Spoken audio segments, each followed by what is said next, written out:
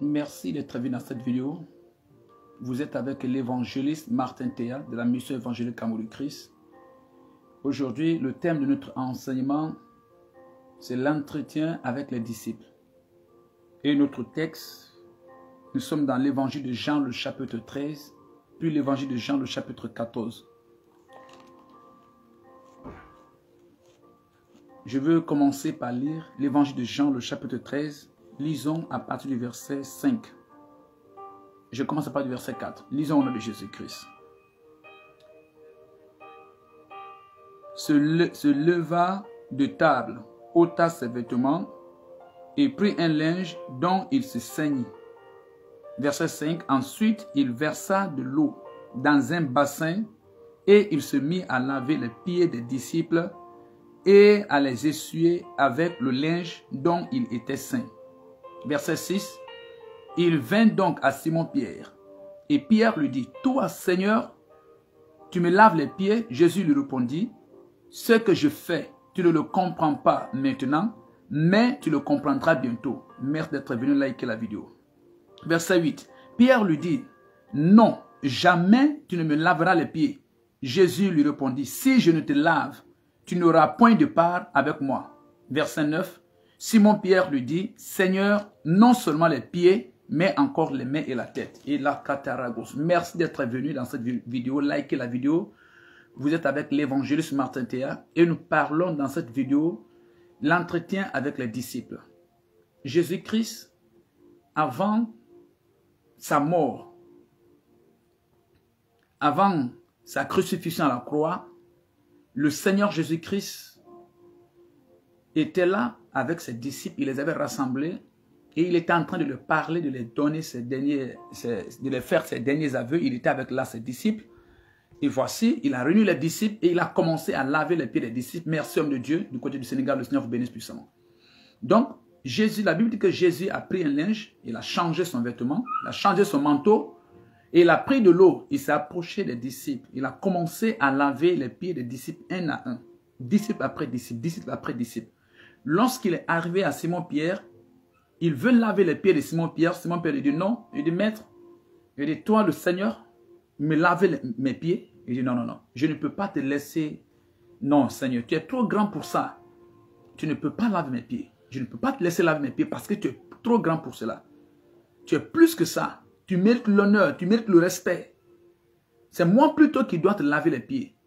Donc Jésus lui a dit, si tu ne laisses pas, tu ne permets pas que je te lave les pieds, tu n'auras pas part à moi. Dans cette affaire, tu n'auras rien à voir dedans. Merci, papa, pour Dieu vous bénisse. Donc, Jésus lui dit, dans cette affaire, tu n'auras rien à voir dedans. Donc, Simon-Pierre dit, vous savez, Simon-Pierre ne voulait pas du tout se séparer de Jésus-Christ. Donc, qu'est-ce qu'il va dire? Il dit à Jésus, il dit, si c'est ça, il dit, lave non seulement mes pieds, mais ma main et mes têtes. Alléluia. Donc, ce que je voudrais souligner dans ce passage, dans l'évangile de Jean, le chapitre 13, à partir du verset 3 jusqu'au verset 9, regardons l'humilité de Jésus-Christ. Un maître humble, un docteur humble, un prophète très humble. Il est avec ses disciples. Imagine un peu, il est avec ses disciples dans une chambre. Il est en train de leur donner ses enseignements, de leur faire ses aveux. Et il change son vêtement, il met de l'eau dans un récipient, il simule, il commence à laver les pieds de ses disciples un à un, disciple après disciple, disciple après disciple. Ça marque l'humilité. Ça, c'est le travail d'un esclave, en réalité. C'est l'esclave qui doit mettre de l'eau dans un bol, dans un récipient, pour laver les pieds du maître. Mais Jésus renverse totalement la tendance. Vous voyez, c'est ce que la Bible dit. Les pensées de Dieu ne sont pas les pensées des hommes. Dieu pense contrairement aux hommes. Pour les hommes, c'est l'inférieur qui doit laver les pieds du supérieur. Mais dans le plan de Dieu, le chemin qui monte en haut descend. Et le chemin qui mène en bas monte. Qu'est-ce que ça veut dire? Si vous voulez que Dieu vous élève, vous devez vous humilier. Si vous vous humiliez, Dieu vous élève. C'est le plan de Dieu. Mais si vous vous élevez, vous devenez orgueilleux, Dieu vous rabaisse. Ça, c'est spirituel, c'est une loi de Dieu. Le chemin qui mène en haut descend. Le chemin qui mène en bas monte. Donc, quel chemin choisissez-vous? Mais nous, les disciples de Jésus-Christ, nous les enfants de Dieu, nous les chrétiens, regardez comment Jésus nous donne un exemple. Il lave les pieds de ses disciples. Regardez, quel amour! Quel amour! Il ne les maltraite pas. Il s'humilie, il se rabaisse. Oh, oui, c'est pourquoi il a été souverainement élevé. Merci, homme de Dieu. Il s'est rabaissé, il s'est humilié. Donc, Dieu nous donne par cela un exemple. Si nous voulons que Dieu nous élève, c'est à nous de nous humilier, de nous rabaisser et laver les pieds de nos disciples. Or, c'est ça qui est très difficile.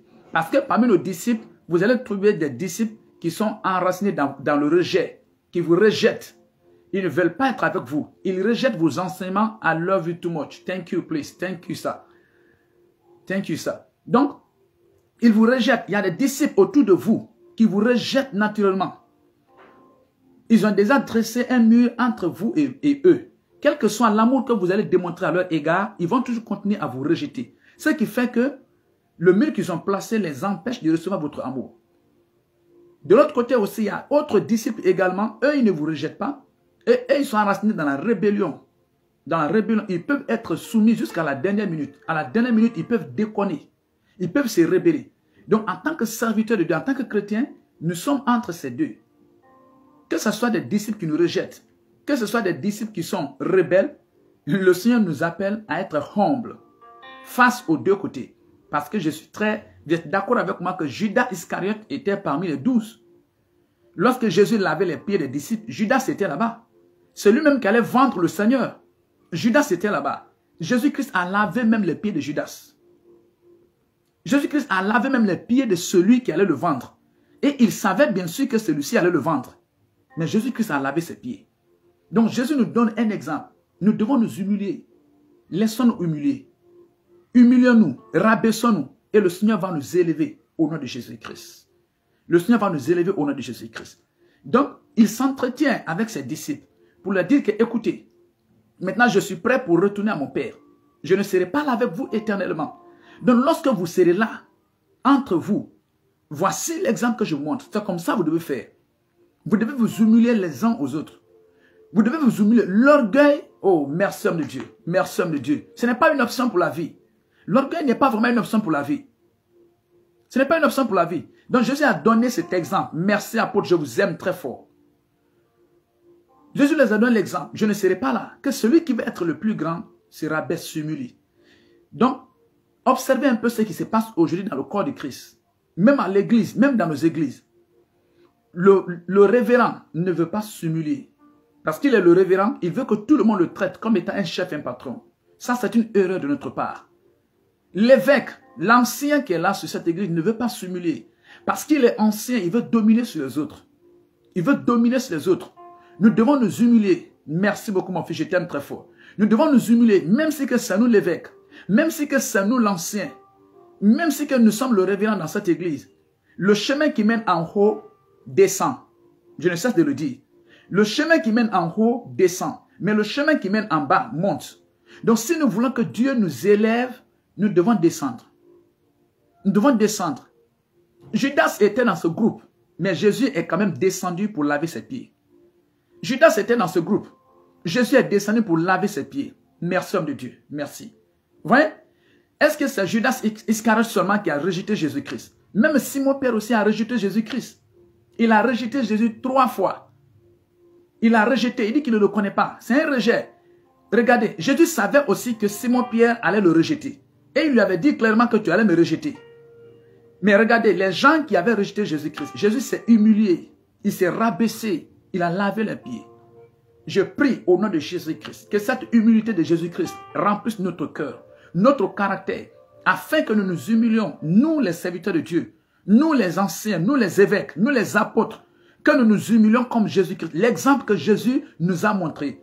En faisant ainsi, Dieu va vous élever au nom de Jésus-Christ. Parce que c'est Dieu qui élève. Ce n'est pas un homme qui élève. C'est Dieu qui élève. Donc Dieu a dit, pour que nous soyons élevés, il y a cette condition. Nous devons nous humilier. Nous devons laver les pieds des autres. Oh, vous voyez, les gens que nous lavons, dont nous lavons leurs pieds là, vous voyez, on est plus grand que eux. Dans le royaume de Dieu, c'est ça. Celui qui va être le plus grand doit s'humilier. Je prie pour vous qu'à partir d'aujourd'hui, que l'humilité commence à marquer votre vie au nom de Jésus-Christ. Je prie pour vous qu'à partir de cet enseignement, de cette vidéo, que l'humilité commence à marquer votre ministère au nom de Jésus-Christ. Je prie que tout ce qui était en vous et autour de vous, dans votre pensée, dans votre caractère, qui vous empêchait de vous humilier, soit ôté et renversé au nom puissant de Jésus-Christ.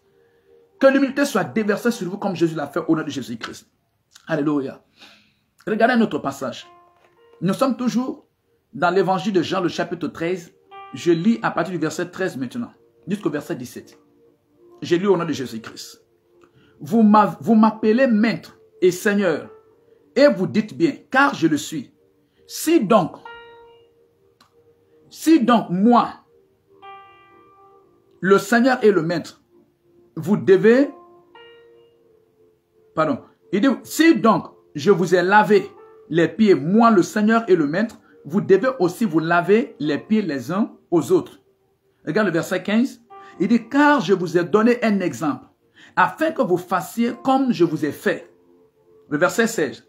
En vérité, je vous le dis, le serviteur n'est pas plus grand que celui qui l'a envoyé. Que le serviteur n'est pas plus grand que son Seigneur. Ni l'apôtre plus grand que celui qui l'a envoyé. Verset 17. Si vous savez ces choses, vous êtes heureux, pourvu que vous les pratiquez. Vous voyez? Donc Jésus dit que le serviteur n'est pas plus grand que le maître. L'apôtre n'est pas plus grand que celui qui l'a envoyé. Il dit, je vous ai fait ces choses pour vous donner un exemple. Dans l'évangile de Jean, le chapitre 13, c'est à partir du verset 13 jusqu'au verset 14 et 15. Il dit, si vous m'appelez maître et seigneur, moi le maître et le seigneur, je me suis rabaissé, je me suis humilié pour laver vos pieds, vous tous, sans exception. J'ai lavé les pieds de Judas. J'ai lavé les pieds de Simon-Pierre. J'ai lavé les pieds de tous les autres disciples qui vont me fuir, qui ne veulent même pas être associés avec moi. J'ai lavé vos pieds. Il dit, si donc moi, vous m'appelez maître, vous m'appelez papa, vous m'appelez Seigneur, vous m'appelez Dieu, j'ai lavé vos pieds, vous devez faire la même chose. Vous aussi, vous devez laver vos pieds les uns les autres. Vous devez laver les pieds de vos frères, de vos amis les uns les autres. Vous devez vous humilier, vous devez vous rabaisser et laisser Dieu vous élever. Et donc, qu'est-ce qu'il dit? Il dit, le disciple n'est pas plus grand que le maître. Ça veut dire que Jésus dit que vous n'êtes pas plus grand que lui. Nous ne sommes pas plus grands que lui. Si Jésus s'est rabaissé et il a lavé les pieds de ses disciples, qui est ce pasteur qui ne veut pas se rabaisser, s'humilier pour laver les pieds de ses disciples? Si Jésus s'est humilié pour laver les pieds de Judas Iscariote, pour laver les pieds de Simon-Pierre qui allait le renoncer, qui est le révérend? Qui est ce prophète? Qui est cet évêque, cet ancien qui ne peut pas s'humilier et laver les pieds des fidèles, les pieds des disciples qui sont autour de lui, les pieds des autres? C'est ce qu'il dit. Jean le chapitre 13, le verset 13, il dit, vous m'appelez maître et seigneur. Il dit, et vous dites vrai, car je le suis. Le verset 14, il dit, si donc je vous ai lavé les pieds, moi le Seigneur et le maître, vous devez aussi vous laver les pieds les uns aux autres. Vous voyez? Jésus dit ça. Il dit, vous m'appelez Seigneur et maître. Et ce que vous dites, c'est vrai. Je suis le Seigneur, je suis le maître. Mais regardez, moi le Seigneur, moi le maître, je me suis humilié, je me suis rabaissé pour vous laver les pieds. Si moi le Seigneur, moi le maître, je peux me rabaisser, je peux m'humilier à ce niveau pour laver vos pieds, il dit, c'est un exemple que je vous ai donné. Vous de même. Vous de même. Toi fidèle, vous n'êtes pas plus grand que le pasteur. Le pasteur n'est pas plus grand que le fidèle. Aux yeux de Dieu, nous sommes uniques. Aux yeux de Dieu. Le plus grand parmi nous, que tu sois pasteur, apôtre, évangéliste, évêque, simple fidèle, le plus grand parmi nous aux yeux de Dieu, c'est celui qui va s'humilier. C'est celui qui va s'humilier et faire comme Jésus-Christ. C'est cet enseignement-là que Dieu veut vous donner aujourd'hui. Si vous n'aviez pas ces choses en vous, vous n'aviez pas ce caractère, à l'église, vous avez voulu que le pasteur se prosterne à vos pieds pour que vous veniez à l'église. Vous avez voulu que le pasteur court après vous. Court après vous. Si le pasteur ne court pas après vous, vous ne venez pas à l'église. Vous devez changer cette attitude. Tant que vous êtes dans cette position, vous êtes petit devant Dieu. Dieu vous rabaisse. Dieu vous rabaisse. Mais si vous vous humiliez, vous voyez les autres fidèles, vous voyez le pasteur, les serviteurs de Dieu, vous les voyez au-dessus de vous. Vous vous humiliez. Dieu vous élève. Ce n'est pas le pasteur qui vous élève. Ce n'est pas les apôtres qui vous élèvent. Dieu vous élève parce que Dieu voit votre humilité. Est-ce que vous pouvez quitter cette position d'orgueil et descendre dans la position de l'humilité? Je vois le Seigneur vous élever au nom de Jésus-Christ. Ne restez pas à la maison pour dire que je ne viens pas dans son église. Non. Non. Dieu veut vous changer. Si Dieu vous a appelé à Jésus-Christ, ce n'est pas pour vous maintenir à la même position. Avant que nous ne venions à Jésus, il y avait beaucoup de choses au-dedans de nous, dans nos pensées, dans nos caractères, qui ne sont pas le caractère de Dieu, le comportement de Dieu. Donc c'est la raison pour laquelle on va à l'église. On va à l'église pour que Dieu change ces choses-là au-dedans de nous. On va à l'église pour que Dieu change ses caractères et ses pensées. Donc lorsque vous venez à l'église, quelque chose se passe et Dieu vous montre que dans votre vie il y a l'orgueil. Vous devez vous rabaisser, vous humilier pour que l'orgueil là soit ôté. Et vous refusez. Vous maintenez votre position d'orgueil. Parce que vous voulez montrer aux autres fidèles que vous êtes plus fort. Vous maintenez votre position d'orgueil parce que vous voulez montrer au pasteur que vous êtes plus fort. Si vous restez dans cette position, Dieu vous rabaisse. Dieu vous rabaisse. Mais lorsque vous vous humiliez face aux autres chrétiens, aux autres enfants de Dieu, vous vous humiliez devant les autres serviteurs de Dieu. Merci infiniment. Merci d'être venu liker la vidéo. Si vous vous humiliez, Dieu vous élève. Or, c'est le problème que nous avons aujourd'hui dans nos églises. Les chrétiens ne veulent pas s'humilier devant les pasteurs. Ils ne veulent pas s'humilier. Les choristes ne veulent pas s'humilier. Les huissiers ne veulent pas s'humilier. Les fidèles ne veulent pas s'humilier. C'est ça le problème. Même les pasteurs ne veulent pas s'humilier. Regardez Jésus-Christ. Regardez, nous sommes dans Jean le chapitre 13. Marquez le passage, retenez bien le passage. Jean le chapitre 13, à partir du verset 13. Il dit, vous m'appelez maître et seigneur. Et vous dites bien car je le suis. Verset 14. Il dit, si donc je vous ai lavé les pieds, moi le Seigneur et le maître, vous devez aussi vous laver les pieds les uns aux autres. Verset 15. Il dit, car je vous ai donné un exemple, afin que vous fassiez comme je vous ai fait. Vous voyez? Donc, vous voyez? Vous voyez? On dit qu'on aime les autres, mais ce n'est pas l'amour, c'est la manipulation. Parce que nous voulons que les autres fassent ce que nous voulons. Si tu veux que les autres fassent ce que tu veux, ça veut dire que c'est la manipulation, ce n'est pas l'amour. L'amour donne, l'amour ne manipule pas. Donc Jésus veut que nous fassions comme lui. Il s'est humilié, lui le maître, lui le Seigneur. Il a lavé les pieds de ses disciples et Dieu lui a élevé. Est-ce que vous voulez que Dieu vous élève? Si vous voulez que Dieu vous élève, il faut que vous vous humiliez. L'humilité c'est quoi? L'humilité c'est quoi? L'humilité c'est faire comme Jésus-Christ. Il faut que vous vous humiliez. Si vous voulez que Dieu vous élève. Mais si vous vous élevez vous-même, vous continuez, vous vous défendez, vous faites ce que vous voulez, Dieu va vous rabaisser. Moi, je veux que Dieu m'élève. C'est pourquoi je veux m'humilier. Je vais m'humilier, me coucher à terre. Me coucher à terre. On marche sur moi. Parce que je veux que Dieu m'élève. C'est ce que j'ai décidé. Je vais m'humilier. Je vais m'humilier. C'est ce que Jésus dit.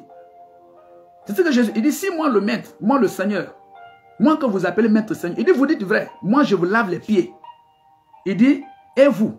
Il dit, vous devez faire la même chose. C'est un exemple que je vous laisse. Donc, en voyant cela, j'ai décidé, moi, j'ai décidé, parce que je suis un chrétien, je suis un enfant de Dieu, de m'humilier, de me rabaisser.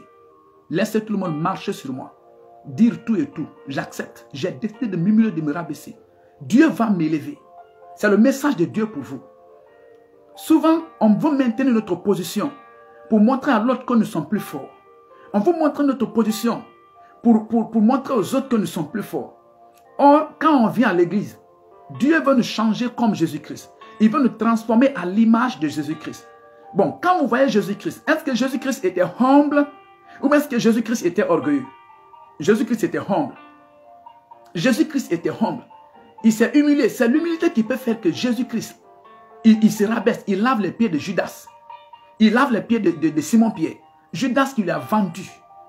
Simon-Pierre qui l'a renié, il dit qu'il ne le connaît pas. Jésus-Christ a lavé leurs pieds. C'est pourquoi la Bible dit Dieu lui a souverainement élevé. Dieu lui a élevé pour toujours. Dieu lui a élevé pour toujours. Donc le Seigneur vous appelle à l'humilité. Vous qui me suivez maintenant, si vous êtes fidèle, ne vous mettez pas dans une position de critiquer le pasteur, de critiquer les dévanciers. Si vous êtes choriste, vous êtes huissier, vous faites quelque chose à l'église, ne mettez pas dans une position pour critiquer le pasteur, pour critiquer l'église, pour réclamer ce que vous voulez. Vous voulez que les dirigeants fassent ce que vous voulez. S'ils ne font pas ce que vous voulez, vous leur faites la guerre. Non, Dieu veut vous changer. Dieu veut vous transformer. Dieu veut que vous vous humiliez. Si vous vous humiliez, Dieu va vous élever. Mais si vous restez dans cette position, vous voulez que les autres fassent ce que vous voulez, Ce que vous avez dit, si ce n'est pas fait, vous allez continuer à tirer, vous n'aurez jamais la victoire devant Dieu. Certes, vous pouvez avoir ce que vous voulez, mais dans le spirituel, Dieu vous a rabaissé. Parce que vous refusez de vous humilier. Vous refusez de vous rabaisser. Je prie, après avoir suivi cette vidéo, après avoir écouté cet enseignement, que toute racine de rébellion et d'orgueil qui était en vous soit déracinée et remplacée par la racine de l'humilité et remplacée par Jésus-Christ au nom de Jésus. Regardez dans le verset 17, l'évangile de Jean, le chapitre 13, le verset 17. Regardons qu'est-ce qu'il y a écrit. Si vous savez ces choses, vous êtes heureux, pourvu que vous les pratiquiez. Regardez ce que Jésus dit. Il dit, si vous savez ces choses, vous êtes heureux. Vous voyez? Pourvu que vous les pratiquez. Donc, chaque fois que vous pratiquez l'humilité, vous serez heureux. Les autres vont se voir plus forts. Ils vont se sentir qu'ils ont remporté la victoire. Mais c'est le contraire. C'est vous qui avez remporté la victoire. C'est vous qui êtes plus fort. C'est vous qui êtes plus mature. Parce que vous venez de quitter une position d'orgueil et vous avez été excellé, vous êtes monté à une position d'humilité. Donc, aux yeux de Dieu, c'est vous qui avez fait des points. Donc, Jésus dit, si vous savez ces choses, vous êtes heureux, pourvu que vous les pratiquez. Ça veut dire que voici les choses-là qui nous rendent heureux. Ces choses-là nous rendent heureux, si nous les pratiquons. Il dit, si vous savez ces choses, vous êtes heureux, pourvu que vous les pratiquez. Est-ce que vous saviez cela? Avant, je ne savais pas. Avant, tu ne savais pas. Les chrétiens ne savent pas. Les pasteurs, les apôtres ne savent pas. Ils ne savent pas. Ils pensent que le plus grand, c'est celui qui doit lever la tête. Quand tu dis A, tout le monde doit rester derrière A. Et donc, si ce n'est pas A, tu vas continuer à tirer pour que ce soit A. Quand c'est A, tu dis, voilà, j'ai gagné ce que je veux. Et si c'est comme ça, Dieu te rabaisse. Parce que dans le plan de Dieu, celui qui s'humilie, c'est lui que Dieu élève. Celui qui s'humilie, c'est lui que Dieu élève. Celui qui se rabaisse, c'est lui que Dieu élève. Celui que Dieu transforme. Donc il dit, si vous savez ces choses, vous êtes heureux pourvu que vous les pratiquiez. Je prie pour vous, après avoir reçu l'enseignement sur l'humilité, de mettre l'humilité en pratique. Dans votre foyer, de mettre l'humilité en pratique. Dans votre lieu de travail, de mettre l'humilité en pratique. Dans votre église, de mettre l'humilité en pratique. Et je vois Dieu vous bénir et vous élever au nom puissant de Jésus-Christ. Je vois Dieu changer, enlever l'orgueil en vous. Enlever la rébellion et la colère en vous. Et remplacer par l'humilité, par Jésus-Christ. Et en ce moment, vous rentrez à Canaan dans la terre promise. Vous n'allez plus fouiller, vous n'allez plus tourner en rond inutilement. Recevez cela au nom de Jésus-Christ. Regardons un peu sur le verset 18 jusqu'au verset 20. L'évangile de Jean, le chapitre 13. Le verset 18 et le verset 20. Jusqu'au verset 20. Je lis au nom de Jésus-Christ. Il dit, celui qui mange avec moi le pain a levé le talon contre moi. Verset 19. Dès à présent, je vous le dis, avant que la sauge arrive, afin que lorsqu'elle arrivera, vous croyez que je suis. Verset 20. En vérité, je vous le dis, celui qui reçoit celui que j'aurai envoyé me reçoit. Et celui qui me reçoit, reçoit celui qui m'a envoyé. Alléluia. Donc, vous voyez, dans le verset 18, j'ai dit que celui qui mange avec moi le pain a levé le talon contre moi. Il parlait de Judas. Il parlait de Judas. Donc, il a déjà vu, il connaissait que Judas va faire. Il est omniscient, non? Il est omniscient. Il connaît toutes choses. Donc, il sait déjà ce que Judas Iscariote va faire. Il sait ce que Judas va faire. Judas est parmi ses disciples. Judas Iscariote est parmi ses disciples. Il aime Judas. Il a appelé Judas. Il a évangélisé Judas. Il prie pour Judas. Il jeûne pour Judas. Il enseigne Judas. Il confie même la caisse de son groupe à Judas. La caisse de son église à Judas. Il a tout confié à Judas. Et il dit, celui qui mange, qui partage mon pain, a levé le talon contre moi. Donc Jésus savait d'avance que Judas allait le vendre. Il savait que Judas allait le vendre. Il est l'omniscient. C'est pourquoi je te dis qu'il est Dieu. Est-ce qu'un homme a la capacité, avec sa nature adamique, de voir ce qui va arriver demain? Non. Aucun homme ne connaît ce qui va arriver demain. Il n'y a que Dieu qui connaît ce qui va arriver demain. Il n'y a que Dieu qui connaît exactement. Donc tel que Jésus a dit, c'est ce qui est arrivé. Il dit quelqu'un est là. Il est parmi nous. Il mange même, il partage même mon pain. Il a levé. Il va me vendre, il va me livrer. Donc Jésus connaissait ce qui allait se passer. Il est omniscient, il connaît toutes choses. En vous confiant à Jésus-Christ, vous avez un bon conseiller. Vous avez un bon guide. Parce que celui qui connaît le passé, celui qui connaît le présent et celui qui connaît le futur, celui qui vous conseille, celui qui vous dirige, si vous suivez ses conseils, vous n'allez pas tomber dans un trou au nom de Jésus-Christ. Vous ne tomberez pas dans un trou au nom de Jésus-Christ. Faites de Jésus-Christ votre conseiller. Faites de Jésus votre conseiller. Faites de Jésus votre guide, votre enseignant. Jésus connaît le passé. Il connaît le présent. Il connaît le futur. Il connaît ce qui s'est déjà passé. Il connaît ce qui se passe maintenant. Il connaît ce qui va se passer demain ou après-demain. Il connaît. Donc, si vous vous confiez de telles personnes, si c'est de telles personnes qui vous conseillent, qui vous guident, ça veut dire que vous êtes rassurés. Mais si vous vous entêtez, vous voulez vous défendre votre position, vous voulez défendre la religion, vous voulez défendre quelqu'un, vous n'avez pas d'espoir. Je prie que le Seigneur touche votre cœur afin que vous tournez le regard vers Jésus-Christ, au nom puissant de Jésus. Est-ce qu'on peut lire à partir du verset 24? Jean le chapitre 13, le verset 24 jusqu'au verset 28. Simon-Pierre lui fit signe de demander qui était celui dont parlait Jésus. Et ce disciple, s'étant penché sur la poitrine de Jésus, lui dit, Seigneur, qui est-ce? Jésus répondit, c'est celui à qui je donnerai le morceau trempé.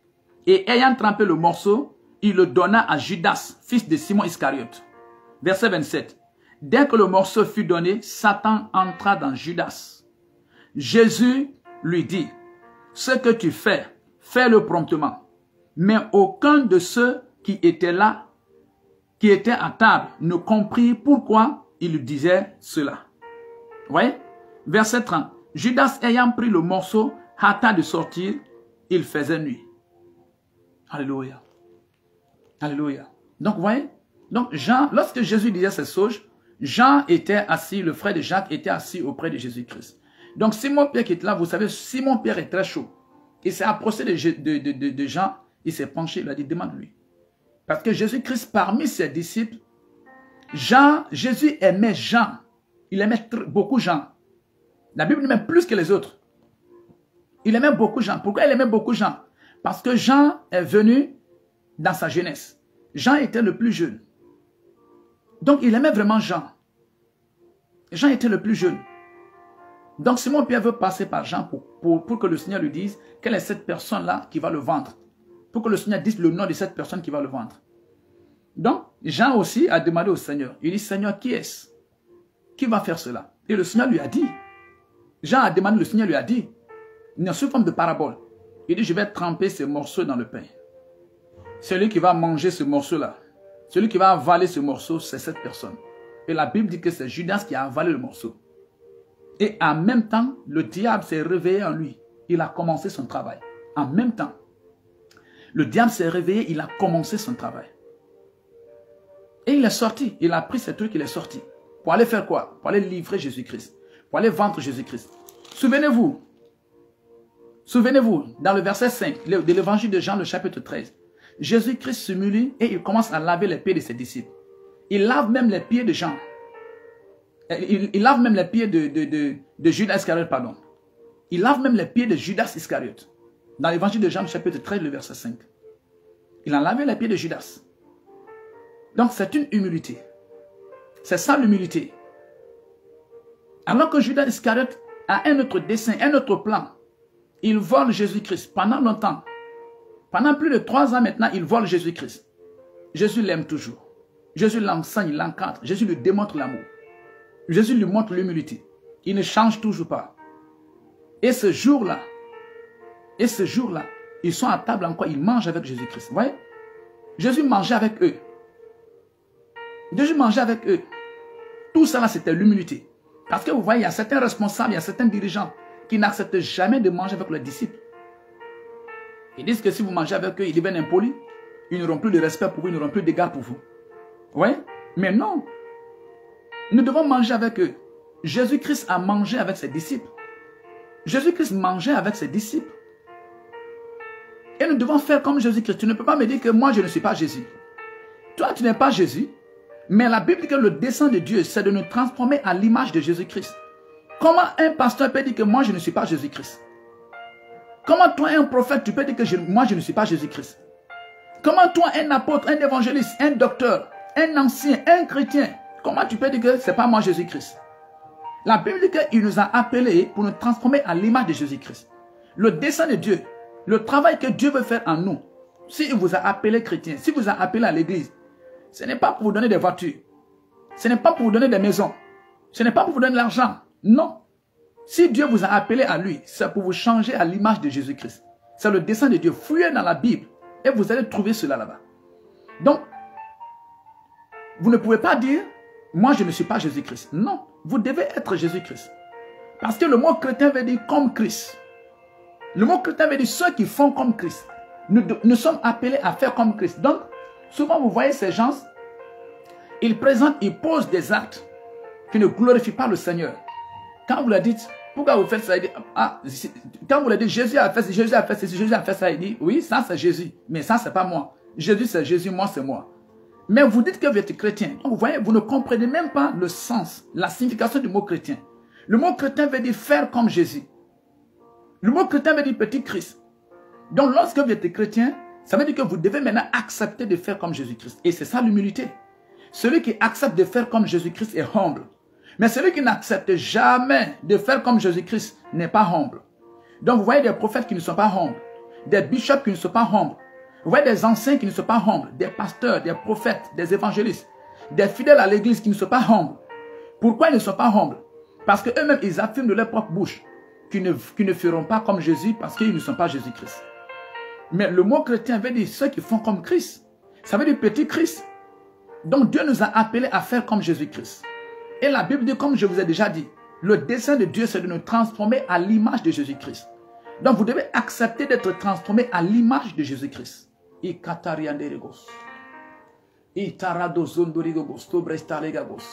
À partir d'aujourd'hui, recevez cette grâce au nom de Jésus-Christ. La grâce de vous humilier, même face aux ennemis, même face à ceux qui vont vous vendre, qui veulent vous vendre, même face à ceux qui vous rejettent, même face à ceux qui se mettent en colère contre vous. Je prie que l'humilité de Jésus-Christ vous marque. Parce que c'est cette humilité qui va vous élever au nom de Jésus-Christ. Alléluia. J'ai dit Alléluia. Nous lisons le verset 34. Nous sommes dans l'évangile de Jean, le chapitre 13. Nous lisons les versets 34 et 35. Merci d'être venu. Aimez la vidéo. Je vous donne un commandement nouveau. Aimez-vous les uns les autres. Comme je vous ai aimé. Vous aussi aimez-vous les uns les autres. J'ai lu le verset 35. À ceci, tous connaîtront que vous êtes mes disciples. Si vous avez de l'amour les uns pour les autres. Je vais vous définir c'est quoi l'amour. L'amour dont la Bible parle et l'amour dont les gens parlent dans le monde, ce n'est pas la même chose. L'amour de Dieu qui est dans la Bible, que Jésus veut que ça soit entre nous, et l'amour que on connaissait avant de venir à l'église, avant de nous trouver à Jésus, ce n'est pas la même chose. Quand nous lisons l'évangile de Jean, le chapitre 3, le verset 16, la Bible dit Dieu a tant aimé le monde qu'il a donné. Donc l'amour c'est donner. Vous donnez votre argent, vous donnez vos objets, vous donnez votre cœur, vous vous donnez à la personne. C'est ça l'amour. Mais si vous réclamez de la personne, ce n'est pas l'amour. On appelle ça la manipulation. Donc, vous voyez, des jeunes filles maintenant, des jeunes hommes, des jeunes garçons maintenant dans le monde, ils vont aller trouver une jeune fille et ils disent que je t'aime. Ce n'est pas l'amour. Qu'est-ce qu'ils veulent? Ils veulent coucher avec cette jeune fille. Ils veulent avoir quelque chose de cette jeune fille. Donc c'est pourquoi ils vont. Mais lorsque la jeune fille va lui dire, on va se marier, ils savent qu'ils n'ont pas le temps de se marier. Ils n'ont pas l'âge de se marier. Il dira clairement non. Mais tu ne veux pas me marier. Mais tu veux que je te donne mon corps. Donc lorsqu'il va pour dire à cette jeune fille, je t'aime, tu es la plus belle, tu es comme ça, c'est pour lui dire, donne-moi ton corps. Donne-moi ton corps. Donne-moi ton corps. C'est pour lui dire cela. Et lorsque cette jeune fille va lui dire, d'accord, on va se marier, il dira non. C'est comme ça. Vous voyez, vous pouvez remarquer clairement que ce n'est pas de l'amour. Ce n'est pas de l'amour. Il va voir cette jeune fille, il lui dit, il dit je t'aime. Tu es belle, tu es comme ça, ainsi de suite. Donc la jeune fille va penser que c'est l'amour. Mais après elle va pleurer parce qu'elle va constater que ce n'est pas l'amour. C'était la manipulation. Il dit je t'aime dans le but que la jeune fille lui donne son corps. Donc vous voyez, l'amour donne. Mais la manipulation réclame. Si vous aimez quelqu'un, vous allez lui donner. Donc, beaucoup de chrétiens n'aiment pas Dieu. Beaucoup de chrétiens manipulent Dieu. Parce qu'ils vont à l'église, c'est pour juste demander la guérison. C'est pour demander l'argent. C'est pour demander le travail. C'est pour demander des enfants. C'est pour demander le mariage, le voyage. Lorsque cela n'y est pas, ils sont frustrés toujours à l'église. Ils sont prêts à quitter. Ils quittent, ils vont ailleurs. Pourquoi? Parce qu'ils n'ont pas reçu ce qu'ils demandent de Dieu. Ce n'est pas l'amour. Ce n'est pas l'amour. Dieu veut que nous nous donnons. Dieu nous a aimés, il nous a donné. Il ne nous a rien demandé. Dieu ne nous a rien demandé. Au contraire, c'est lui qui nous a donné. Donc nous devons apprendre. Donc Jésus dit, je vous donne un commandement nouveau. Le commandement de Jésus-Christ, c'est de nous aimer les uns les autres. Donc c'est-à-dire que nous devons arrêter de manipuler les autres. La manipulation, c'est quoi? Tu réclames, tu veux que le pasteur doit faire ça. S'il ne fait pas ça, tu n'es pas content. Tu présentes toute forme de caractère. Ou bien tu veux que le fidèle là doit faire ça. Donc si le fidèle là ne fait pas ce que le pasteur veut, le pasteur présente toute forme de caractère. Donc beaucoup de chrétiens manipulent Dieu. Beaucoup de pasteurs manipulent Dieu. Beaucoup d'enfants de Dieu, beaucoup de ceux qui se disent enfants de Dieu, ils manipulent Dieu. Ils n'aiment pas véritablement Dieu. C'est pourquoi Dieu va tester Abraham. Il va tester Abraham. Abraham, tu dis que tu m'aimes. Tu dis que tu m'aimes. Prends ton fils unique. Celui que ta vieille femme, Sarah, a eu. Celui dont tu as entendu, celui pour qui tu as entendu 25 ans. Prends celui-ci là. Va l'offrir en holocauste. Holocauste, c'est quoi? C'est un sacrifice. Tu tues le sacrifice, tu tues l'animal et puis tu brûles l'animal. Donc Dieu demandait à Abraham de prendre son fils Isaac, de l'amener sur la montagne de Moria, de tuer Abraham, de tuer Isaac son fils et de brûler totalement Isaac pour lui. Bon, bien sûr, Dieu n'allait pas le faire parce que Dieu ne demande pas de sacrifice humain. Dieu n'allait pas le faire. Mais Dieu voulait voir. Il voulait changer le cœur d'Abraham. Il voulait changer la mentalité d'Abraham. Il voulait changer la pensée d'Abraham. Il voulait dire à Abraham, si tu m'aimes, tu ne dois pas me réclamer, tu dois me donner. Ne me manipule pas, donne-moi. Donc Jésus nous enseigne l'amour. Dans Jean le chapitre 13, le verset 34, verset 35. Il dit, à ceci tous il dit, je vous ai donné un commandement nouveau. Aimez-vous les uns les autres. Comme je vous ai aimé, moi aussi, et vous aussi, aimez-vous les uns les autres. Le verset 35, il dit, à ceci, tous connaîtront que vous êtes mes disciples, si vous avez de l'amour les uns pour les autres. Donc l'amour, c'est quoi? C'est donner. Vous voyez? Or, il y a des couples maintenant. Il y a beaucoup de couples maintenant. Faites attention. Je ne vous dis pas de dire le nom de quelqu'un ou bien de vous attaquer à quelqu'un, mais c'est très facile de connaître des couples comme ça. Où vous allez voir, la femme n'aime pas le monsieur. Le monsieur aime plus la femme. Le monsieur aime la femme, mais la femme n'aime pas le monsieur. Vous voyez? Et cette femme va toujours réclamer des choses. Vous remarquez qu'elle ne fera rien. Souvent même, elle ne fait rien. Le mari doit lui donner l'argent pour ses habits. Le mari doit lui donner la nourriture. Le mari doit l'acheter tel. Si le monsieur ne fait pas cela, elle serre la mine. Elle se frustre. Elle serre son visage. Et elle présente des comportements bizarres. Elle coupe la parole entre elle et le monsieur. Elle se couche à terre, le monsieur se couche sur le lit.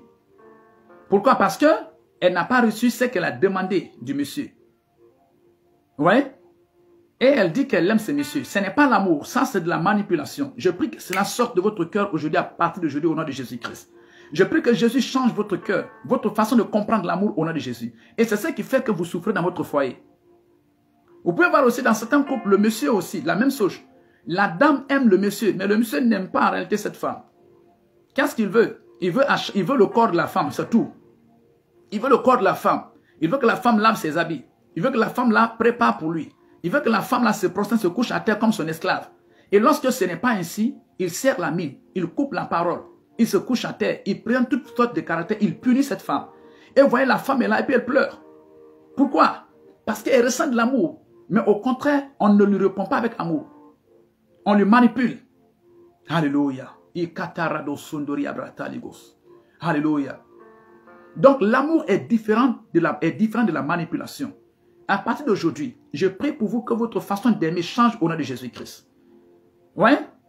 Certains n'aiment pas le patron. Ils n'aiment pas le patron. Ils veulent recevoir des choses de leur patron. Ils ne veulent rien donner de leur patron. Donc si c'est qu'ils veulent recevoir du patron, ils n'ont pas, ils présentent toutes sortes de caractères, de comportements, d'attitudes. Vous n'aimez pas le patron.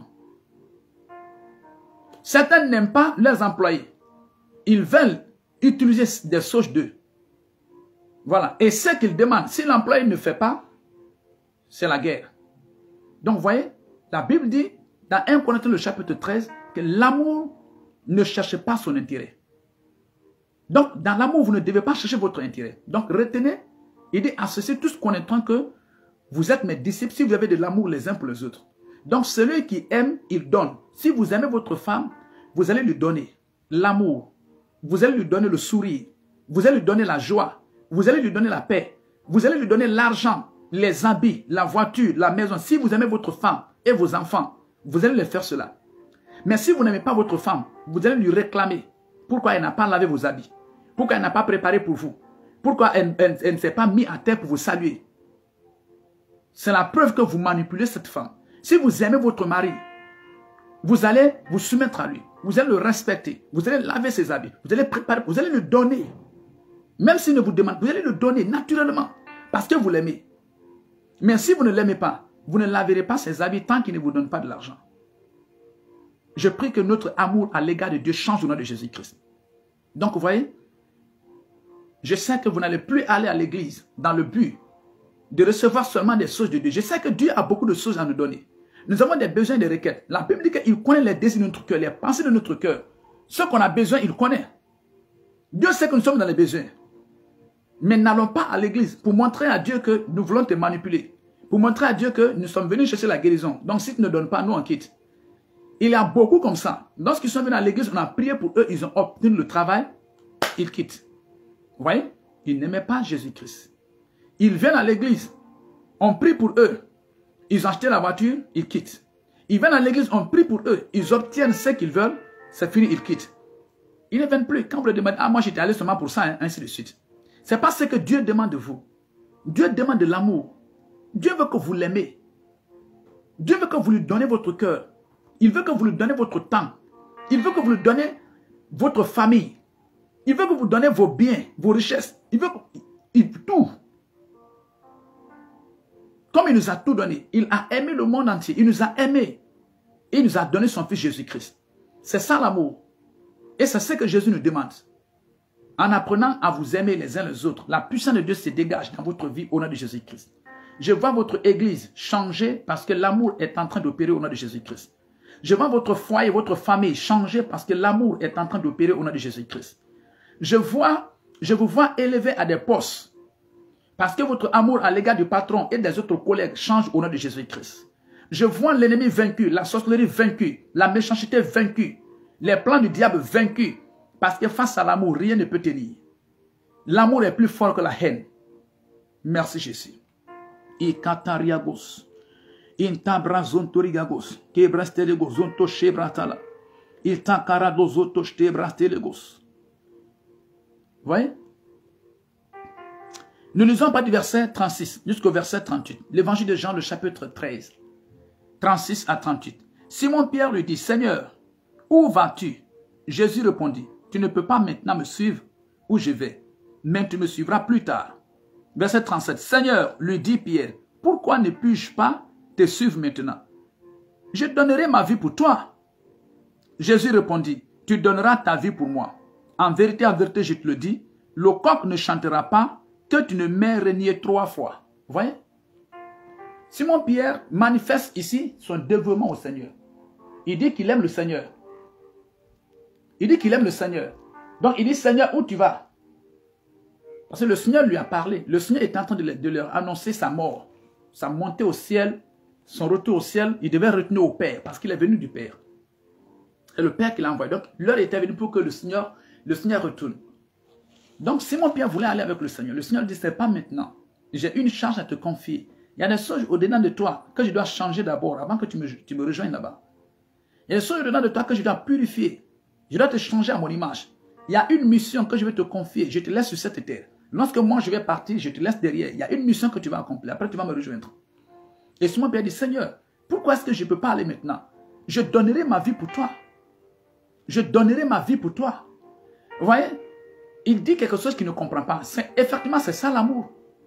C'est ça l'amour. Parce que la vie de quelqu'un, c'est la chose la plus précieuse. Vous ne pouvez pas donner quelque chose à quelqu'un qui dépasse votre vie. Pour démontrer votre amour à quelqu'un, la dernière des choses que vous pouvez lui offrir, c'est votre vie. Donc Simon-Pierre dit, je donnerai ma vie pour toi. Tu donneras ta vie pour moi? Le Seigneur dit, oui, tu le feras. Tu le feras parce que j'ai mis la main sur toi, je t'ai appelé, tu le feras. Il dit, mais je te dis, il dit, aujourd'hui même, le coq ne chante, avant que le coq ne chante, tu vas me renier 3 fois. Tu vas dire que tu ne me connais pas. 3 fois. Tu vas me rejeter 3 fois. Donc, vous voyez, Simon-Pierre était disciple. Il était à l'église. Il a fait des miracles. Il a cherché des démons, tout et tout. Mais, il y avait un esprit de rejet en lui. Il y avait un esprit de rejet en lui. Il n'était pas encore transformé. L'amour n'était pas encore assis en lui.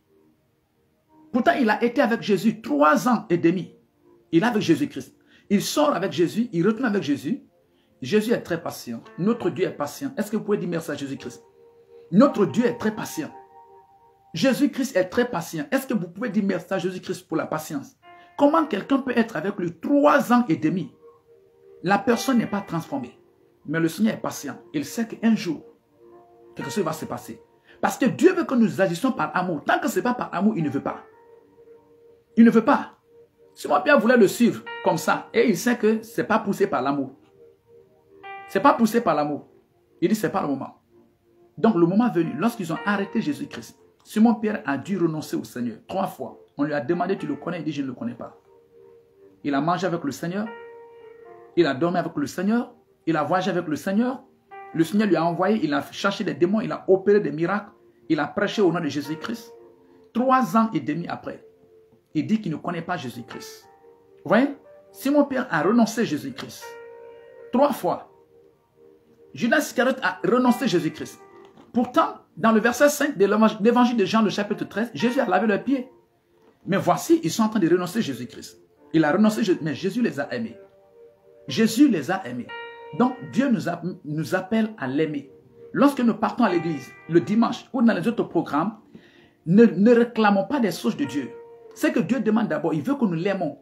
Celui qui aime Dieu, il va se laisser dans les mains de Dieu et Dieu va le transformer à l'image de Jésus-Christ. Dieu va changer les choses au-dedans de lui. Dieu va changer les choses dans ses pensées, dans son caractère, dans son attitude.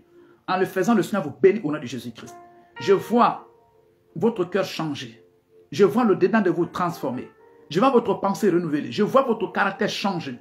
Je vous vois changer à l'égard de vos fidèles. Je vous vois changer à l'égard de vos pasteurs. À l'égard de Dieu, je vois votre amour changer. Je vous vois rentrer dans le véritable amour. Recevez la grâce au nom de Jésus-Christ. Recevez la grâce au nom de Jésus-Christ. Vous n'êtes pas des manipulateurs.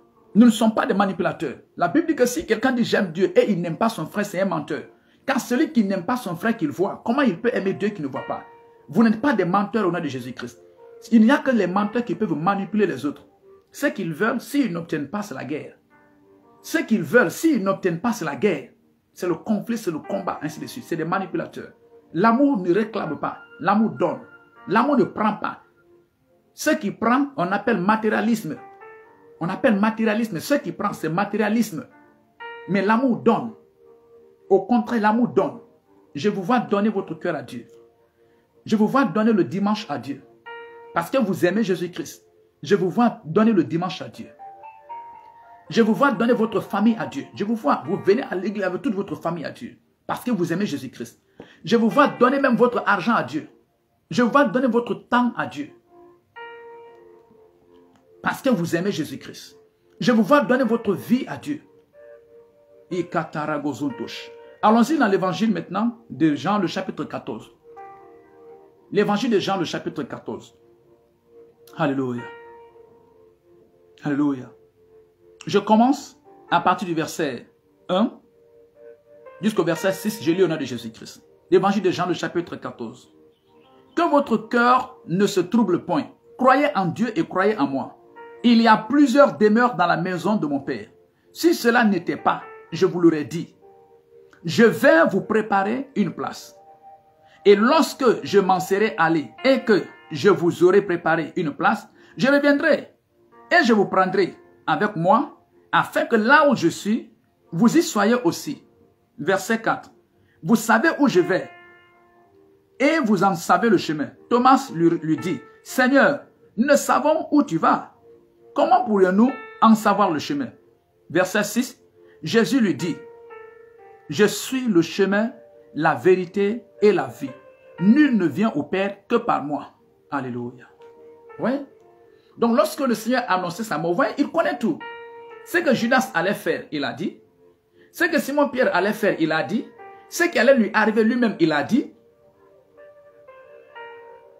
Il connaît le passé, il connaît le présent, il connaît le futur. Or, qui a ce caractère? Qui a ces attributs, si ce n'est que Dieu? Jésus-Christ est Dieu incarné. Dieu est esprit. Et les esprits, pour toucher, pour prendre, pour faire, ils ont besoin d'un corps. Donc, pour agir, même le diable utilise des hommes. Il rentre dans les hommes, ils utilisent leur corps, il agit. Et vous-même, vous dites que c'est le diable qui est rentré en lui. Donc, vous voyez, un esprit peut rentrer dans un corps. Un esprit peut rentrer dans un corps et faire ce qu'il veut dans ce corps, avec ce corps. Et après, vous allez dire vous-même que vraiment c'est le diable qui est rentré en lui. Mais pourquoi vous ne pouvez pas accepter que Dieu peut rentrer aussi dans l'homme?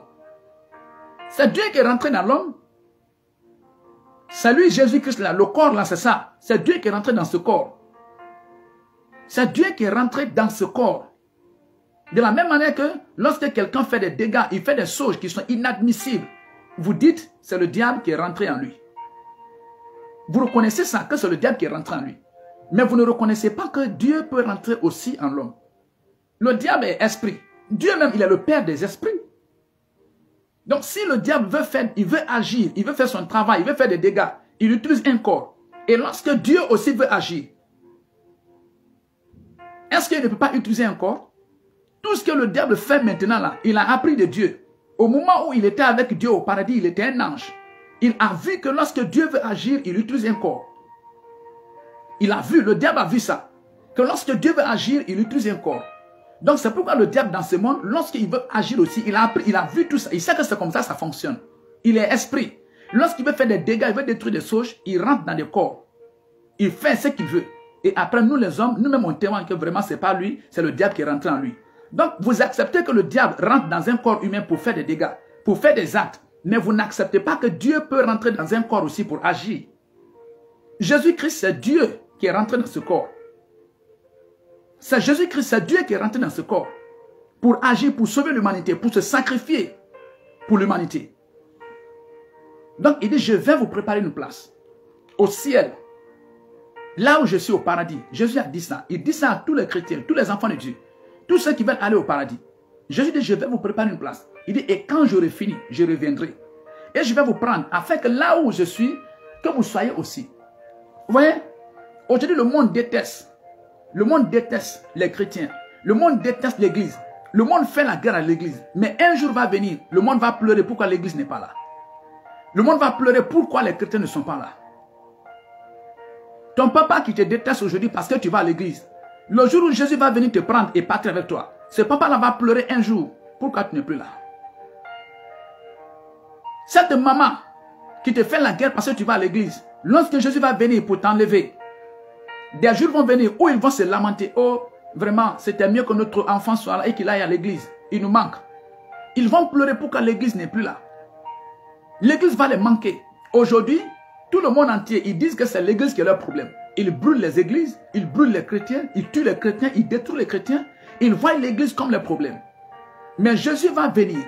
Il va revenir. Vous savez, il a dit à Judas Iscariote, il a dit à ses disciples que quelqu'un d'entre vous va me vendre. C'est arrivé. Il a dit à Simon-Pierre que tu vas me renoncer. C'est arrivé. Il a dit qu'il va me tuer à la croix. Et le troisième, je sortirai du tombeau. C'est arrivé. Et le même Jésus là, il dit à ses disciples encore dans l'évangile de Jean, le chapitre 14, il dit, je vais vous préparer une place. Il dit, quand je serai allé, quand j'aurai fini de préparer la place, je reviendrai.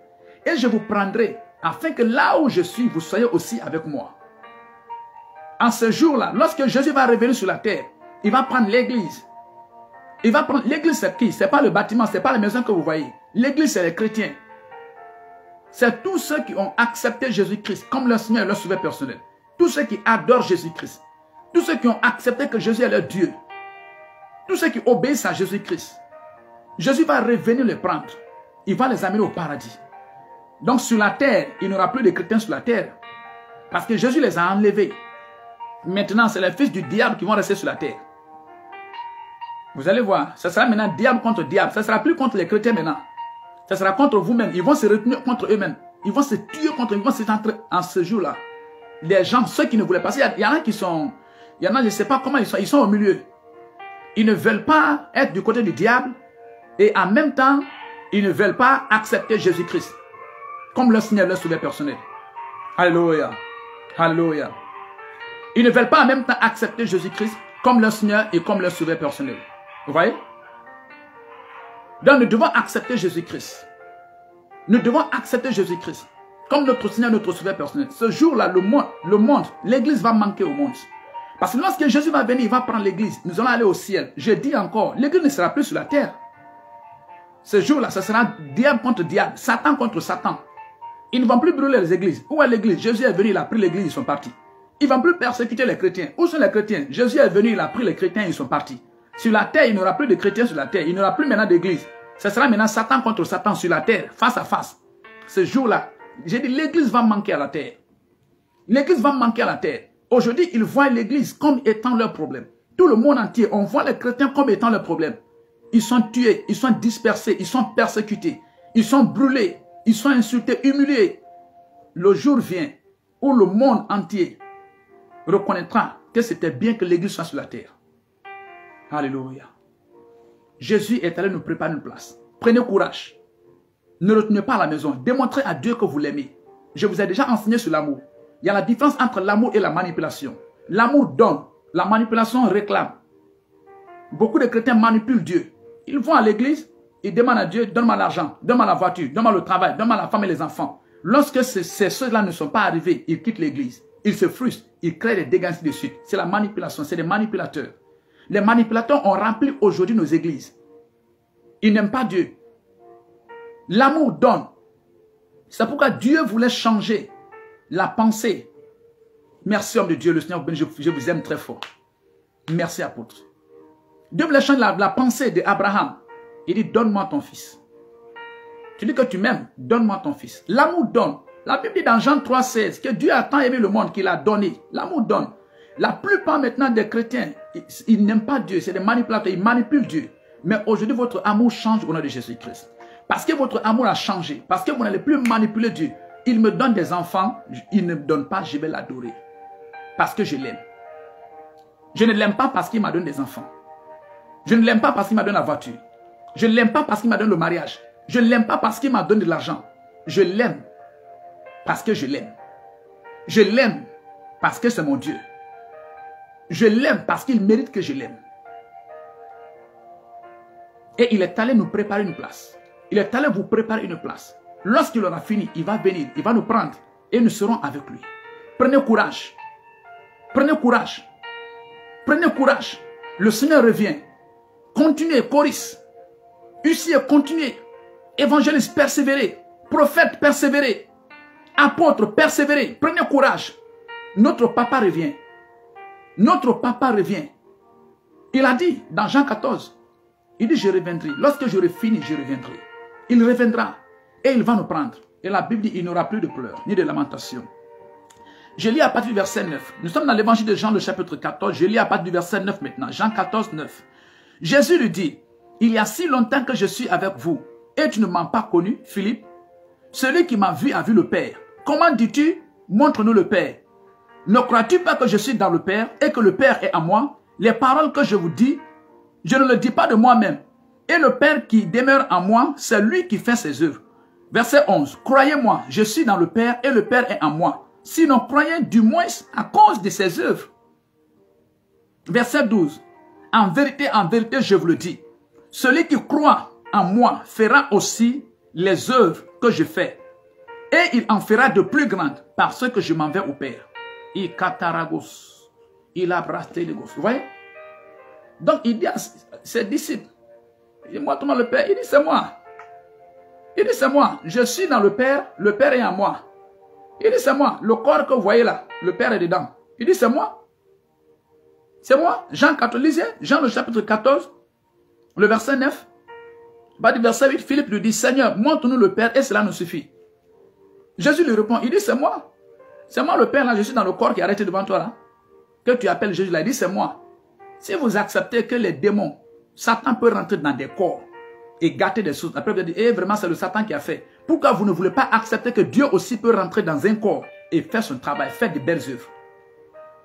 Jésus est Dieu.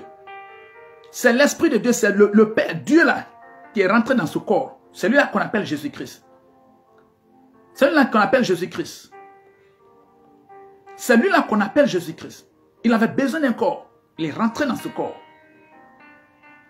Il est rentré dans ce corps. Donc il dit c'est moi. Il dit Philippe c'est moi. Le Père est, je suis dans le Père est en moi. Celui qui m'a vu a vu le Père. Tu as compris ça? Celui qui m'a vu a vu le Père. Alléluia. Alléluia. Lisons encore quelques passages. Je lis le verset 13. Jean le chapitre 14, le verset 13. Vous voyez? Il dit, et tout ce que vous demanderez à mon nom, je le ferai, afin que le Père soit glorifié dans le Fils. Verset 14, si vous demandez quelque chose dans mon nom, je le ferai. Alléluia. Alléluia. Vous voyez? On doit demander au nom de Jésus-Christ. La prière est faite au nom de Jésus-Christ. Nous devons prier au nom de Jésus. Tout ce que nous faisons, nous voulons demander à Dieu, c'est au nom de Jésus que nous devons demander.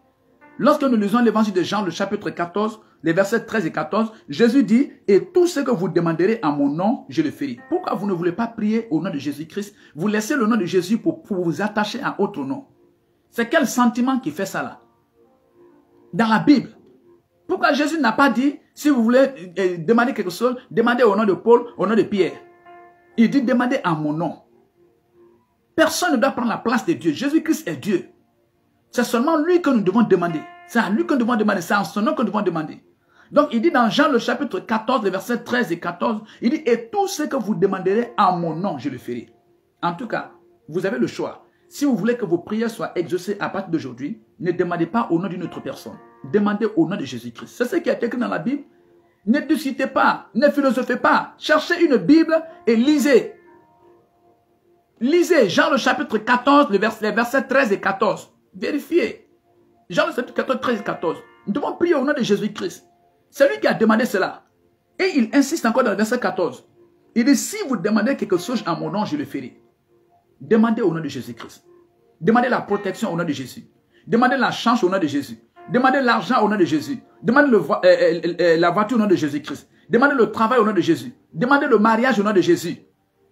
Demandez la santé au nom de Jésus. Demandez le succès, la victoire au nom de Jésus-Christ. Demandez la délivrance, le miracle, la guérison au nom de Jésus-Christ. Tout ce que vous voulez demander à partir d'aujourd'hui, ne demandez pas au nom d'une autre personne. Si vous demandez au nom d'une autre personne, c'est démoniaque. C'est le diable qui veut que vous remplacez Jésus par autre chose. Parce que c'est lui seul qui veut prendre la place de Dieu. Jésus-Christ est Dieu. Le diable veut prendre sa place. Quand on met Jésus, il dit enlevez Jésus, mettez Jean là-bas. Demandez au nom de Jean. Quand Dieu dit, la Bible dit de demander au nom de Jésus, il dit enlevez Jésus, mettez Marie là-bas. Demandez au nom de Marie. Le diable veut prendre la place de Dieu. Donc c'est pourquoi lorsque Jésus dit tout ce que vous demanderez à mon nom, je le ferai. Le diable, il ne veut pas accepter cela. Pourquoi tu laisses le nom de Jésus pour demander au nom de Jean, au nom de Pierre, au nom de Jacques? Non, c'est le diable qui fait ça. Parce que lui, il veut enlever le nom de Jésus. Jésus est Dieu. Et l'opposant, l'ennemi juré du diable, c'est Dieu. Donc Jésus dit dans Jean le chapitre 14, les versets 13 et 14, il dit, et tout ce que vous demanderez à mon nom, je le ferai. Il insiste dans le verset 14. Il dit, si vous demandez quelque chose à mon nom, je le ferai. Est-ce qu'il a dit, si vous demandez quelque chose au nom de Pierre, au nom de Paul, au nom de Saint Jacques, de Saint Jean, de Marie? Non. C'est le diable qui veut qu'on change ces versets. On enlève le nom de Jésus, on met le nom de Marie là-bas. On enlève le nom de Jésus, on met le nom de Jean, de Jacques. Non. Jésus dit, tout ce que vous demandez au nom de Jésus, vous ne voulez pas demander au nom de Jésus, pourquoi? Jésus est Dieu. Regardez dans Jean 14, 9, il dit aux disciples, Philippe lui dit, montre-nous le Père. Il dit à Philippe, il dit, depuis longtemps là, je suis avec toi. Tu ne m'as pas connu. Il dit, celui qui m'a vu a vu le Père. Je suis dans le Père en moi. Le Père en moi, moi qui suis arrêté, qui te parle, il dit, le Père est en moi. Le Père en moi. Le Père que vous cherchez, Dieu que vous cherchez là, il dit, il est là, il est dans le corps là.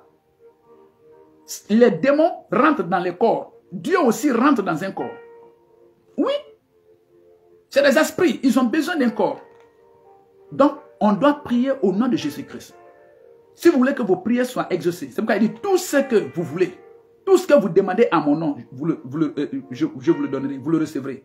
La raison pour laquelle vos prières ne sont pas exaucées, c'est parce que vous demandez au nom d'une autre personne. Et vous aimez ça. Et nous aimons ça. Ne demandez plus au nom d'une autre personne. Dans la Bible, dans Jean le chapitre 14, les versets 13 et 14, il est dit, tout ce que vous demanderez à mon nom, je le ferai. Demandez au nom de Jésus-Christ. Demandons au nom de Jésus-Christ. Et il va nous bénir. Et il va nous bénir. Alléluia. Je continue. La dernière partie.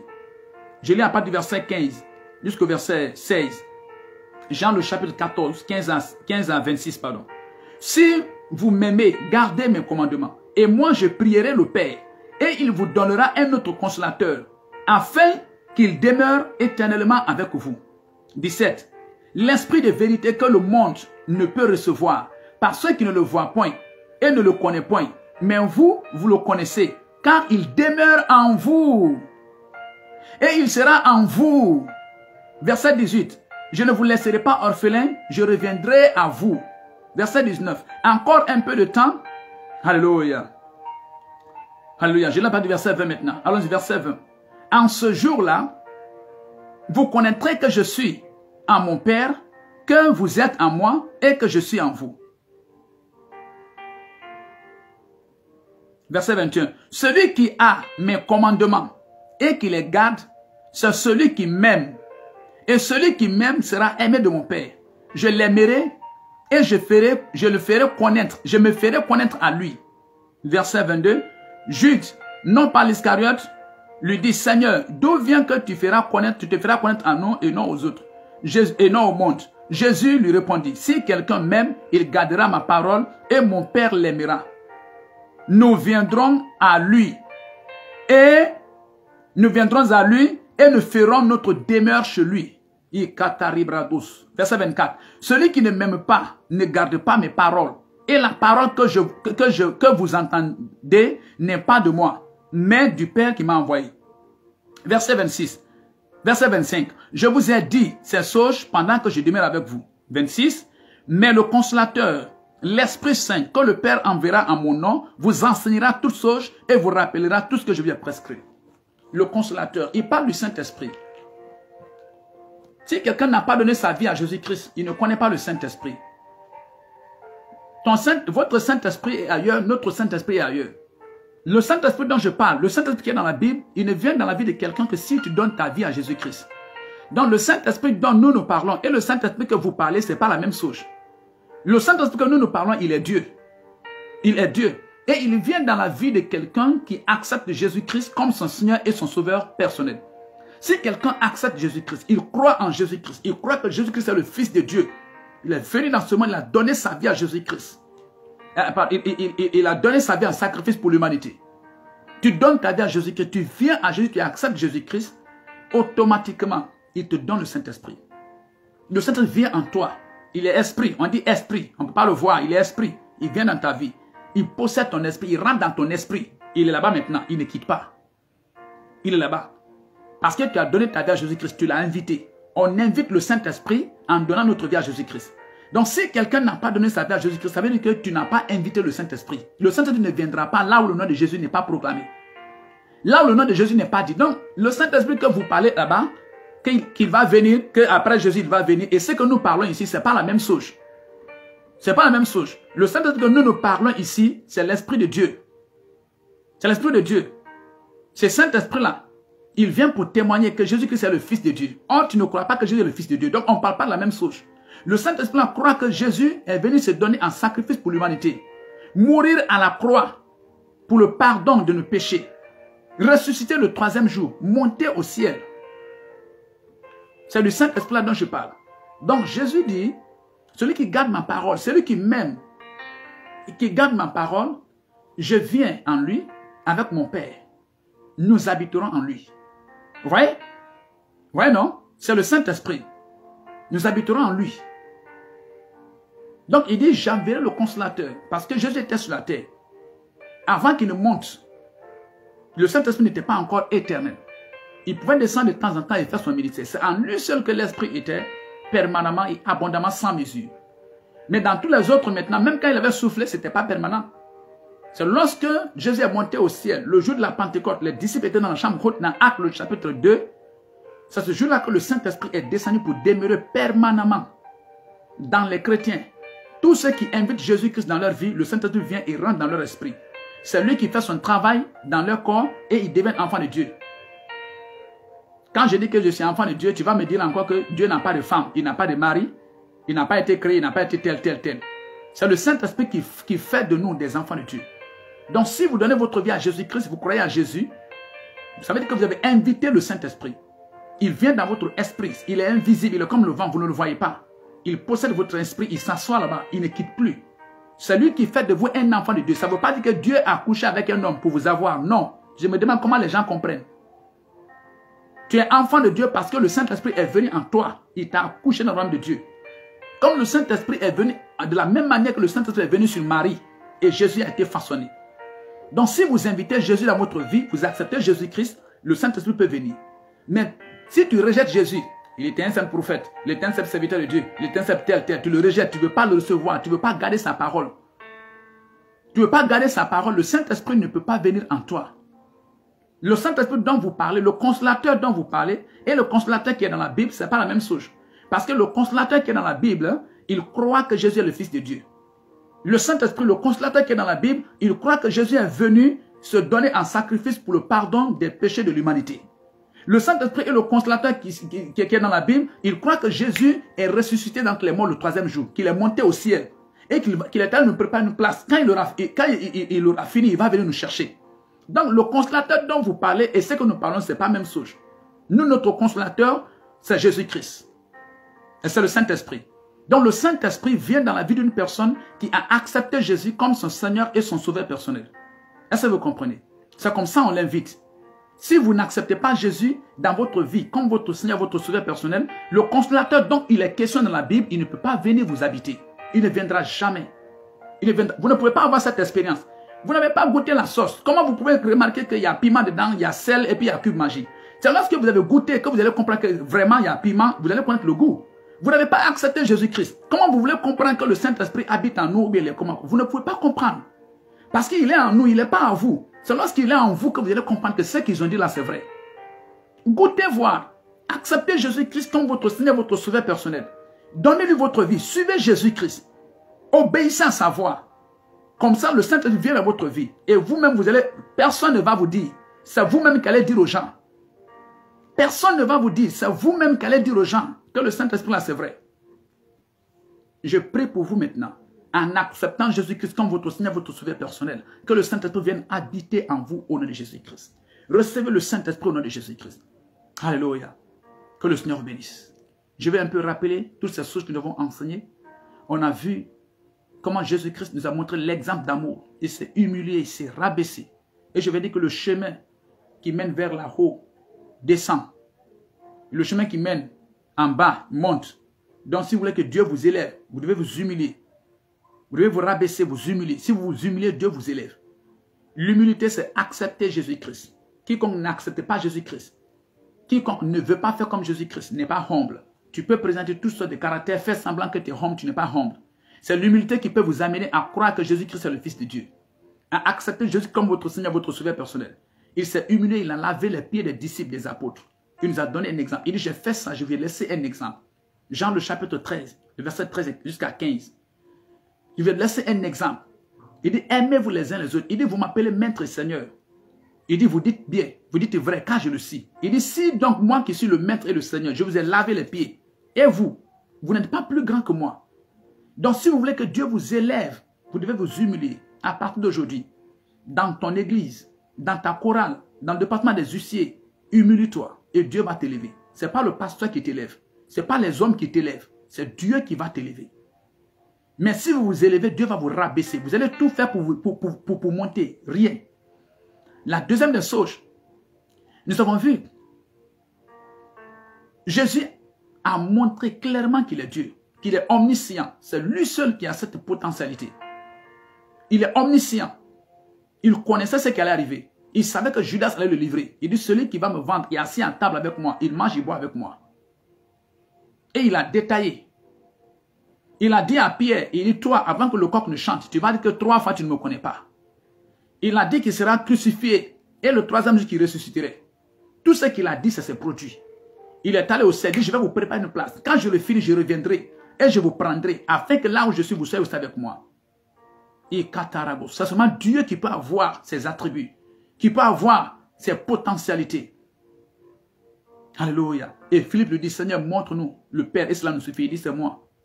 C'est moi qui suis arrêté là. C'est moi. Et tu m'as vu. Depuis que tu m'as vu, je suis là. Le Père est en moi. Le Père est en moi. Dieu dit que le Père est en moi. Est-ce qu'un prophète peut oser dire le Père est en moi? Est-ce qu'un serviteur peut oser dire que le Père est en moi? Un simple messager, est-ce qu'il peut oser dire que le Père est en moi? Jésus dit que le Père est en moi. Le Père est en moi. Il dit, celui qui m'a vu a vu le Père. Est-ce qu'un messager peut oser dire ça? Dieu va le scier. Dieu va le calciner. Est-ce qu'un simple messager peut oser dire, celui qui m'a vu a vu le Père? Jésus-Christ a osé dire cela. Parce qu'il était réellement le Père.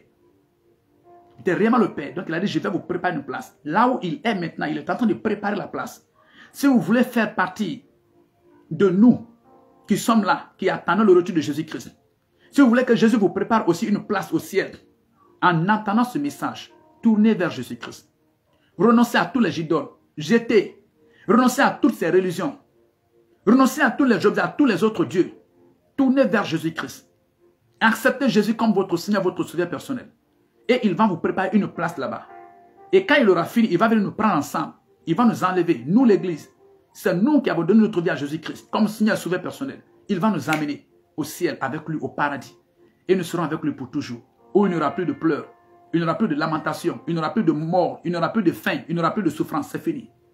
Pas de jugement. Et il dit, je m'en vais. Mais lorsque je vais quitter sur cette terre, je ne laisserai pas la terre comme ça. Il dit, je vous donnerai le consolateur. Le consolateur, il habitera en vous. Il dit, le monde ne le connaît pas. Le monde ne le connaît pas. Le monde ne peut pas le recevoir parce que le monde ne veut pas accepter que Jésus-Christ est le Fils de Dieu. C'est ce que Jésus est en train de dire. Si quelqu'un n'est pas dans une grande spirit, un mort ne peut pas comprendre cela. C'est un vivant qui peut comprendre cela. Les paroles que je dis maintenant, si votre esprit est mort, vous ne pouvez pas comprendre. C'est lorsque votre esprit est vivant que vous pouvez comprendre. Si vous voulez que votre esprit soit vivant, vous devez accepter Jésus-Christ comme votre Seigneur, votre Sauveur personnel. En ce moment, vous comprendrez ce que je suis en train de dire. Un mort ne peut pas comprendre les vivants. Les vivants ne peuvent pas comprendre les morts. Donc, si vous acceptez Jésus-Christ comme votre Seigneur, votre Sauveur personnel, le Saint-Esprit vient en vous automatiquement. C'est lui qu'on appelle le consolateur. Il demeure en vous éternellement. Il vous guide, il vous conduit, il vous enseigne, il vous parle, il vous oriente, il vous façonne, il vous prépare. Essayez voir. Vous n'avez pas goûté la sauce et vous dites que c'est amer. Goûte, tu vas voir. Prends la Bible, commence à lire avec un cœur droit et pur avant que tu ne finisses. Tu vas remarquer que le Saint-Esprit est déjà descendu sur toi. Ne reste pas à distance pour dire que c'est faux, c'est vrai, c'est faux, c'est vrai. Ne te limite pas à ce que les hommes disent. Toi-même, va chercher une Bible, télécharge une Bible. Lis, mets-toi en genoux et lis dans l'humilité. Dis à Dieu, Dieu, je vais te connaître réellement.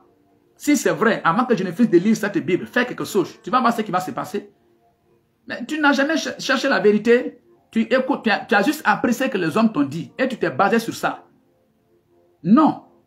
Toi-même, va faire la recherche. Quand tu as faim, est-ce que c'est quelqu'un qui mange à ta place? C'est toi-même qui mets la main dans le plat que tu manges. Quand tu as soif, est-ce que c'est quelqu'un qui boit à ta place? C'est toi-même qui prends l'eau, qui boit. Au sujet de Dieu, pourquoi tu laisses les gens te tromper? Toi-même, fais ta recherche. Mets-toi en genoux, avec un cœur droit, sincère. Pas dans l'esprit de critiquer, de saboter, de se moquer. Sincère, quelqu'un qui est à la recherche, qui est un chercheur. Un chercheur. Un chercheur de la vérité. Mets-toi en genoux, dis Dieu, si tu existes vraiment, avant que je ne finisse de lire la Bible, de lire le Nouveau Testament ou l'Ancien Testament ou toute la Bible tout entière, je veux te connaître. Je veux sentir que tu es réel, que tu existes. Avant que vous ne finissiez, il aura fini de vous transformer. Je vous lance ce défi. Si ça ne se produit pas, revenez sur cette vidéo, posez-moi des questions. Le Seigneur vous bénisse. C'était votre frère l'évangéliste Martin Théa de la mission évangélique Amour du Christ. Je veux prier pour vous. Si vous voulez accepter Jésus-Christ, vous voulez l'inviter dans votre vie, dites simplement Seigneur, merci pour le message que j'ai entendu. Je crois que Jésus-Christ est le Fils de Dieu, que le Père a envoyé dans ce monde. Il s'est offert en sacrifice pour le pardon de l'humanité, pour le pardon de mes péchés. Je crois que Jésus est mort à la croix, qu'il est ressuscité le 3e jour, qu'il est monté au ciel, qu'il prépare une place au ciel pour moi. Quand il aura fini, il reviendra me chercher et je serai avec lui pour toujours. Lave mes péchés, écris mon nom, accepte-moi comme un enfant de Dieu. Saint-Esprit, viens habiter en moi parce que j'ai accepté Jésus, parce que j'ai invité Jésus. Satan, je te renonce. Sors de mon cœur, tu n'es plus mon maître. J'ai connu la vérité. Amen. Vous devenez un enfant de Dieu. Après cette courte prière, vous devenez un enfant de Dieu. Le Saint-Esprit est en vous maintenant. Vous pouvez lui demander, vous pouvez parler avec lui, communiquer avec lui. Il est esprit. Communiquez avec lui par la prière, par la louange, par l'adoration. Demandez-lui. Vous allez voir s'il ne vous répond pas. Essayez. Il va vous bénir. Je veux prier pour vous. Merci pour ce frère qui me suivait. Merci pour cette sœur. Seigneur, tout son cœur. Tous les murs qu'il a élevés entre toi et lui, je prie que ces murs soient renversés au nom de Jésus-Christ. Tous les murs qu'il a élevés et qui l'empêchent de t'écouter, de recevoir ton message, ta lumière, que ces murs soient renversés jusqu'au fondement au nom de Jésus-Christ. Je libère ta lumière sur sa vie. Je libère ta lumière sur sa vie. Je libère ta grâce sur sa vie. Change le dedans de lui. Renouvelle sa pensée. Révèle-toi à lui. Je prie pour toi. Toute maladie qui était dans ton corps et qui te tourmentait au son de cette vidéo, au son de ma voix, je commande à cette maladie d'être éradiquée au nom de Jésus. Je brise les liens du diable. Je renverse tout fardeau que le diable avait posé sur ta tête. Je brise les prisons. La lumière de Dieu se lève sur toi. Sors de cette prison. Sois rempli du Saint-Esprit. Je relâche la grâce de Dieu sur toi, sur ton travail, sur ton mari, sur ta femme, sur tes enfants. Je relâche la grâce de Dieu. Tout problème, toute situation que tu étais en train de traverser maintenant, je déclare au nom puissant de Jésus-Christ que c'est fini. Que c'est fini. Père, envoie ton Saint-Esprit pour l'aider. Envoie ton Saint-Esprit pour le sauver, pour le libérer. Merci Jésus. Remplis son cœur. Saint-Esprit de Dieu, répand l'amour du Père. Répand l'amour du Christ dans son cœur. Amen.